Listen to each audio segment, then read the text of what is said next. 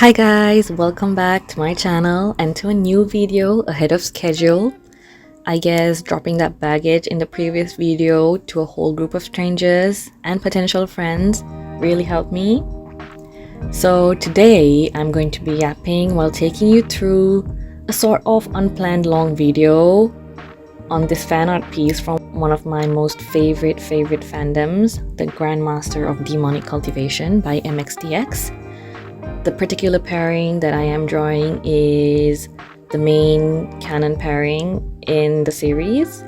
There's Lang Wangji and Wei Wuxian, fondly known as Wang Xian by the fandom. For this piece, I was inspired by this song right here, and this particular section to be precise. But the rest of the song is also applicable to this pairing in my opinion. But I'm keeping this channel PG, so y'all can go ahead with that. So another thing that inspired me to do this piece, the original inspiration, was actually the kiss. This was a very famous painting and it had been going around social media, around artists. They would do their own versions of it during the past year. And in such a me style, I'm always late to jump on the trend, but here I am. So getting to the actual video, I'm currently sketching right now. And while I'm sketching, I keep in mind to note how these characters would move and their personalities. And FYI, I'm basing them off the novel and donghua version, so it's gonna be a bit different from the live action, but that's what's closest to me. So that's really important to how I will portray them in this piece. Well, while the original piece has a more oval shape, I wanted to give Wang Xian a more solid box shape for two main reasons. Number one being Lang Wangji having the most gorgeous shoulders in my humble opinion, and I wanted to represent and show that. And that leads to point number two, where I wanted to portray that feature and portray them in their own bubble, a very strong, solid, impenetrable bubble where the trials and tribulations they faced would not be able to get in, sort of like a shield. I think they deserve it, guys, after all they went through. As you can see, I'm not very stressed about replicating the exact artwork in my piece. I'm going with more of the feeling. Like I said, I'm keeping in mind the character personalities, their story, and bearing. I'm looking to relay the shape and the mood instead of like the composition, or the posing, or the expressions. Like, how would these characters react in this kind of scenario? To me, what stood out the most from the original piece was the melting of the two lovers. I find it so beautiful how every space between one another is occupied by each other. And they're in their own bubble of sorts too. They're literally melting against each other with the love they have for each other. So that's what I wanted to replicate with this feeling. And them being my most favorite pairing to grace my brain and heart for the past few years, I wanted to do it a lot of justice. For example, Lang Wangji being the silent form of unmoving support and loyalty to Wei Wuxian is what I wanted to convey with his serene expression of having his lover so close to him too. And Wei Wuxian's pose, where he's literally hanging off Lang Wangji, shows his trust and comfort in receiving that love, which is something he didn't get to experience to his full potential in his previous life. Spoiler. But also, adding to that, my most favorite thing is Wei Wuxian's expression. It's sweet, it's melting, and it's fondly exasperated. Like there's only little he can do against Lang Wangji's love and affection for him. I think that it fully encompasses their dynamic in the series and novel. So I'm really happy with how the expressions came out for both of them.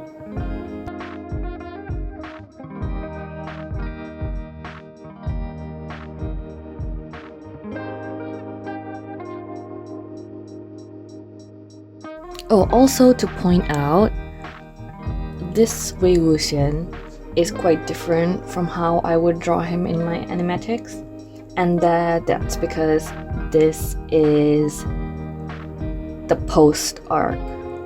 So this is him as Motion Yu, and I'm putting in Motion Yu's features instead of Wei Wuxian's features.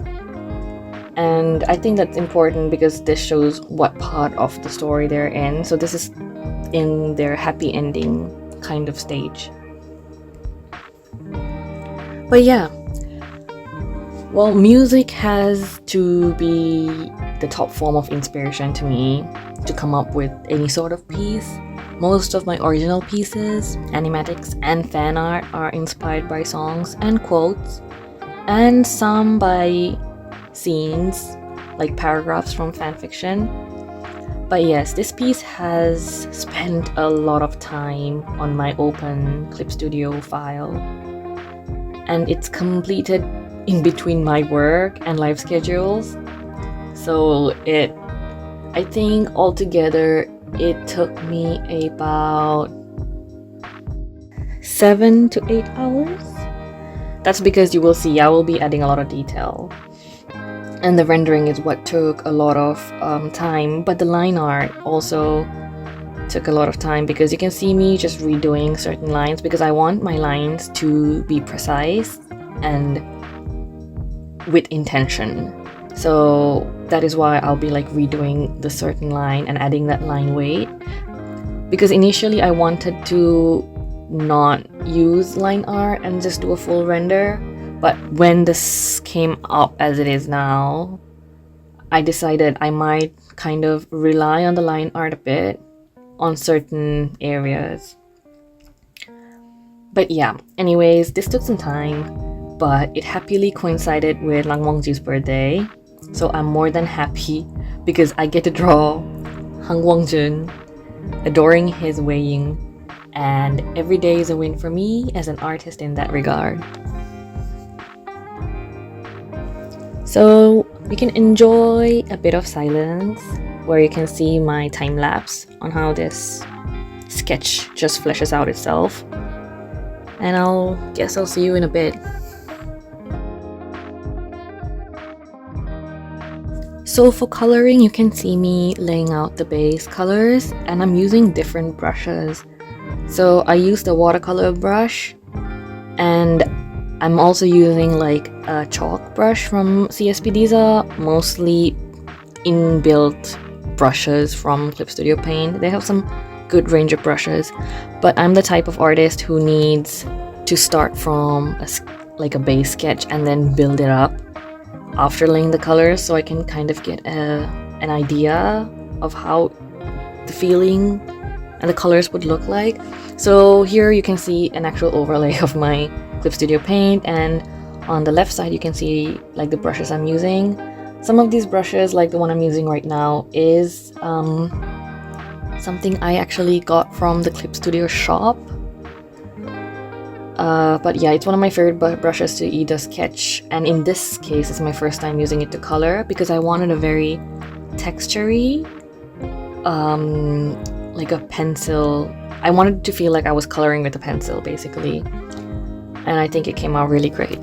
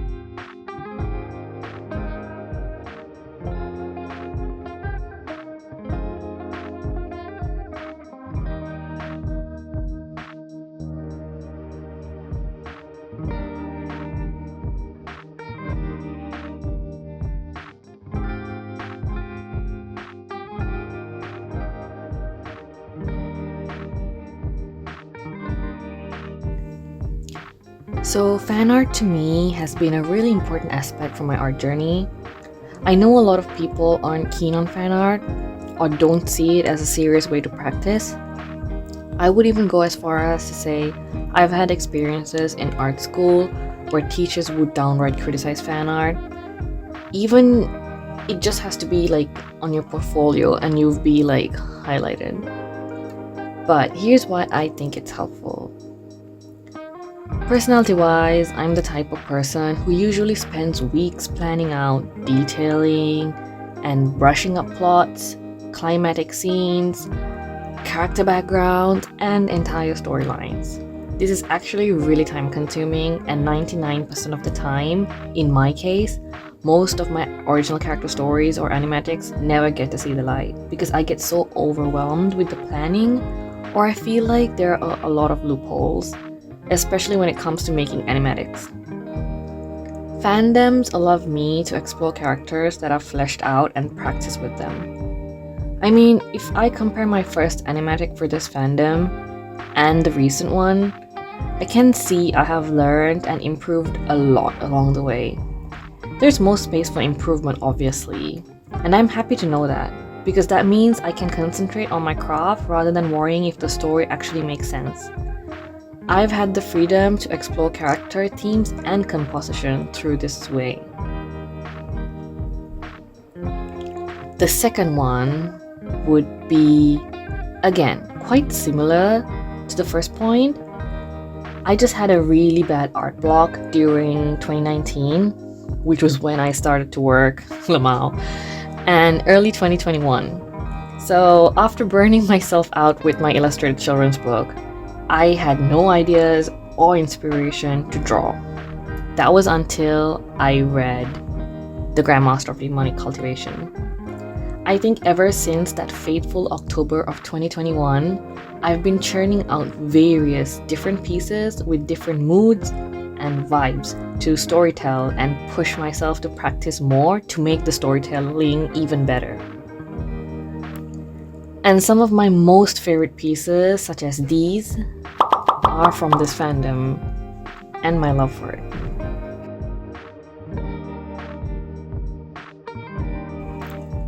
I honestly believe that fan art can motivate and inspire you to create and practice. I'd even advise new artists to practice by making fan art if you're stuck with art block. But again, this is just one side of things. I'm not saying to rely on fan art. If you have original characters and their making comes easy to you, go for it. That's great, honestly. I have my original characters that I love a lot. I just take a lot of time polishing and building them up. What you must not do with fan art is rely on it. You have to keep working your brain around it constantly, problem solving while working the piece. To me, fan art doesn't have to look exactly like the media it came from. I mean, heck, most of my animatics, like the characters, don't look how they did in a donghua.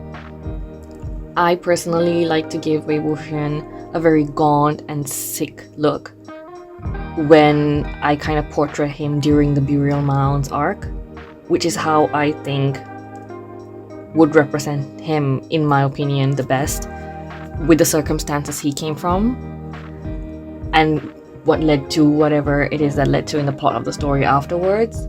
So I think the more variety, the more style, and the variation you bring to fan art, it really brings the artist's personality and story on how they view the media.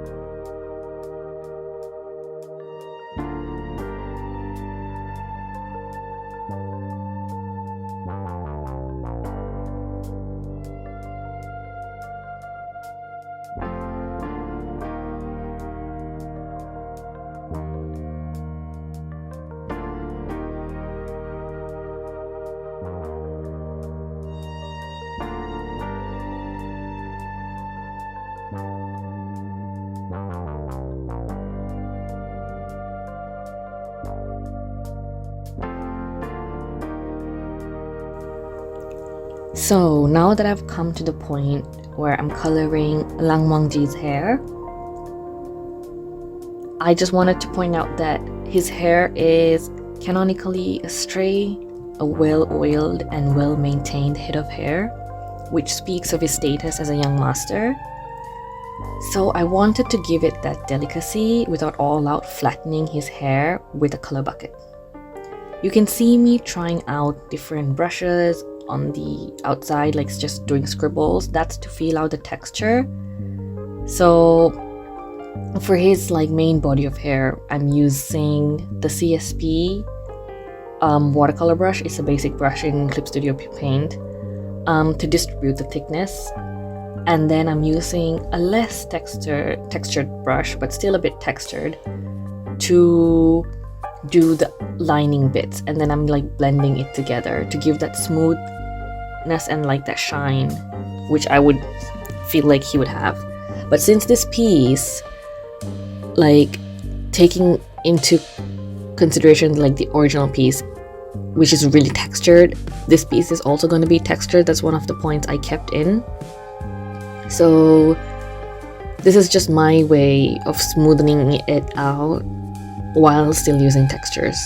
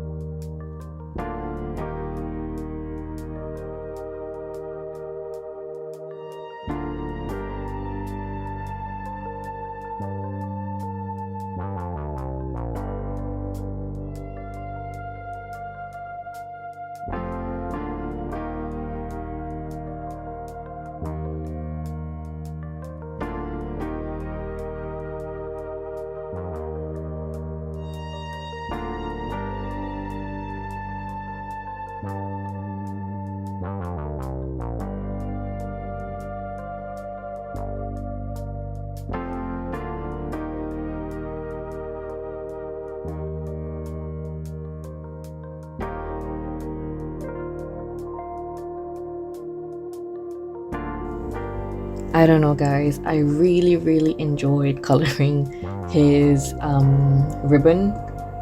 I just felt like it, I don't know, it just felt like I was coloring it with a colored pencil, and the blending was so good. And it was a pencil brush from, that's a brush I actually got from the shop. And I really can't remember half the things I bought from the shop. This was a long time ago, and I'm still using the same brushes. But yeah, the blending in this particular pencil brush was so satisfying to me. I know some artists, which is fine, and I do it too, they kind of like we put a base, like a flat base first, and then we shadow it. But there are times where I find it extremely therapeutic, and I'm in a certain mood where I want to do everything from like stroke by stroke. And that especially happens when I'm doing textured pieces like this. And I don't know if you follow me on my socials, but my recent commission was kind of opposite of this, where I just used a brush and kind of brushed like for shadows and stuff. I didn't go into detail, like I didn't zoom in, and I didn't like go through every single like crevice, I would say, like for the ears and like the eyes, the eyelid. I didn't do that. I just took a really soft brush in the commission work, and I just like kind of like popped it where I thought the shadows were going, popped it where I thought the lights were going, and it's faster and it gives the illusion of like, I guess, depth and lighting. But then there are times where I just do this, where I do everything from scratch, where I don't use like pattern brushes. You'll see later on, I'll just do every detail one shape at a time. It took a long while, but I enjoyed it, and I think I needed that kind of slowness when it came to kind of churning out artwork.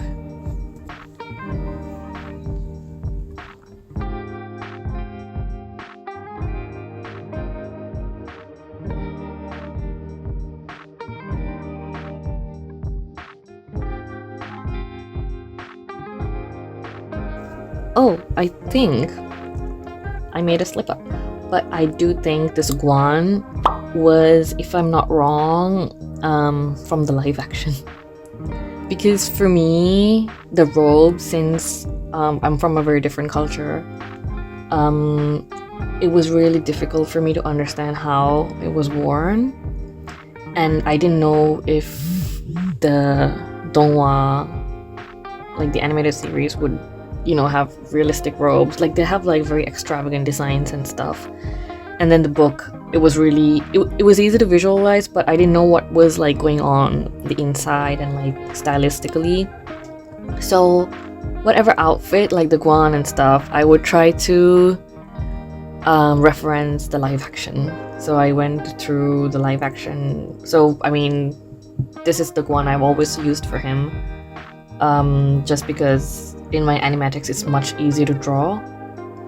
But yeah, I do kind of go in between with stylistic choices with the animation and the live action.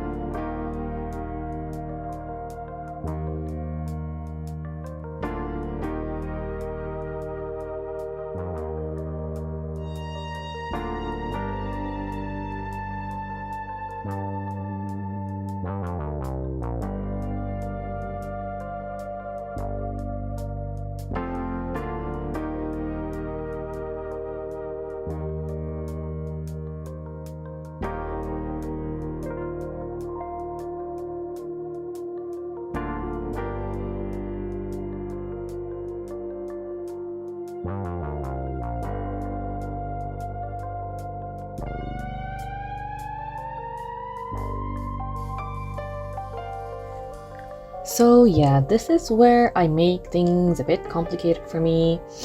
I wanted to do a nice pattern for his robe, but then again, clothing isn't my strong suit, and especially clothing from a different culture. I didn't know how to experiment with it that much, but I wanted to give him beautiful robes because Lang Wangji is said to be a bit like, I'm not gonna say vain, but he is quite particular about his robe. So, and since he is a second young master, I wanted to give him a bit of like some sort of design on his robes, and this is where I make it complicated for myself, because referencing to the original piece, there's a lot of textures going on. I'll show it on the side actually. There's a lot of textures going on the outfits for both the individuals. So I wanted to kind of replicate that with them, because I felt like the robes, I wanted to keep it in like blue calming tone. So these are like the Gusu colors. And for those who don't know, these characters are from this place called Gusu, where they wear these kind of robes, and I just felt like it wasn't popping, and I don't know, I felt like it was a bit out of character for Wei Wuxian too to wear that kind of like light robe, because he does prefer his dark robes most of the time, the blacks and the reds, but I felt like that would really clash with the colors here. So this is me problem solving. Yeah, I just decided to draw clouds on Lang Wangji's robes and Wei Wuxian's robes, because obviously they're married. So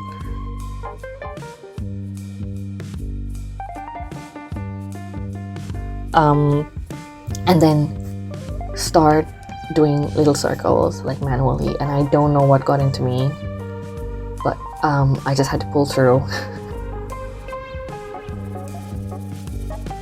So why did one of them get circled and the other got like a crosshatch of sorts? That was because personality-wise, Lang Wangji is kind of like a water element, I would say, like a water air element. Okay, don't quote me on that. I just feel like he's very smooth. I'm not really explaining myself well, but that's the vibe he gives to me. He's a very smooth, kind of level-headed character. So I thought of giving him very calming, like a calm shape without any harsh corners, which is why I gave him the circles, and Wei Wuxian gets like the crosshatch, because the crosshatch also lets me have a bit of like yes, the crosshatch takes up more space, so I can cover a lot of like the lines can cover the robe entirely to make it give an illusion of darkness, like a navy robe, which plot wise he would wear, so that's why.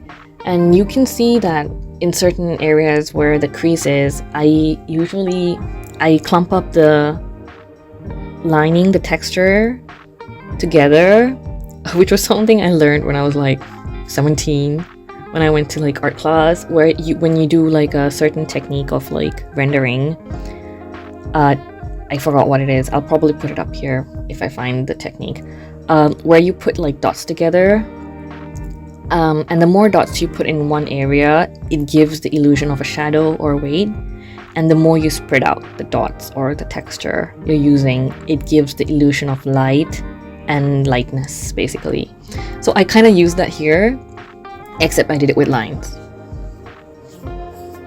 There's a reason why I made the inner like sleeve of Wei Wuxian's robe red.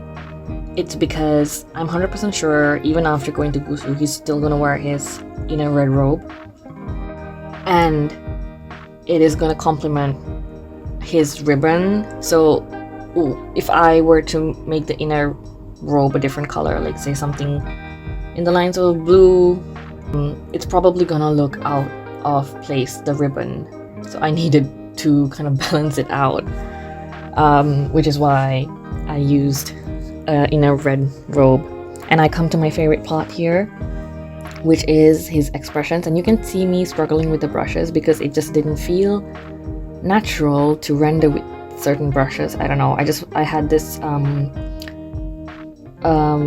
idea where I wanted to use textured brushes, but it still had to look like it wasn't too rough for facial features, because I absolutely loved this part of the process, because it feels like I'm putting makeup on the character.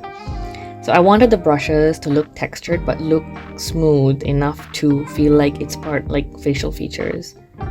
It's like natural facial features. I don't know if I'm making sense, but if I do, I'm glad if I do. But that's basically what's happening in my brain while I'm doing this.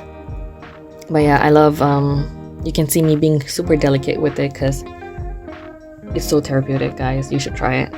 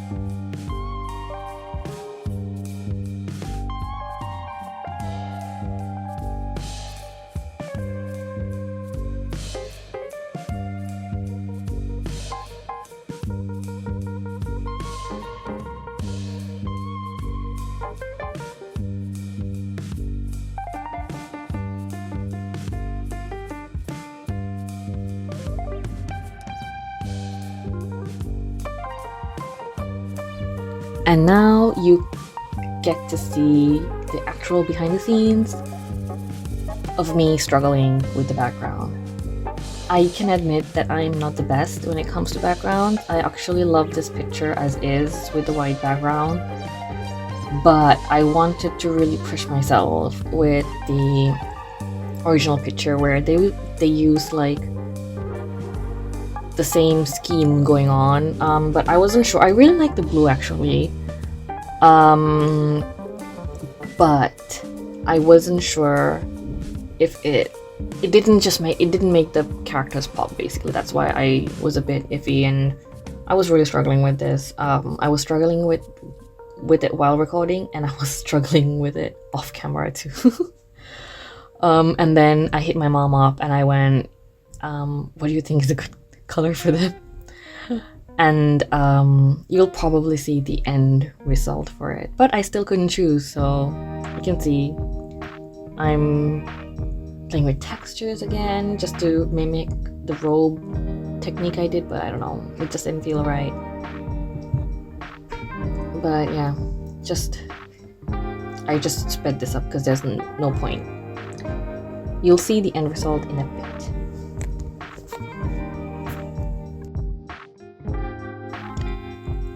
But yeah, these are the final results. The egg orange was my mom's idea.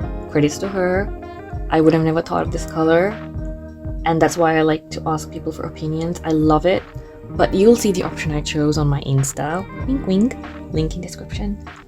But lo and behold, to the surprise of absolutely no one, I also made mobile wallpapers available on my Ko-fi. Yes, my Ko-fi guys, if you want to check out other wallpapers or even this one, or you want to tip me because you like my stuff and want to support me, head over to my Ko-fi, link in description.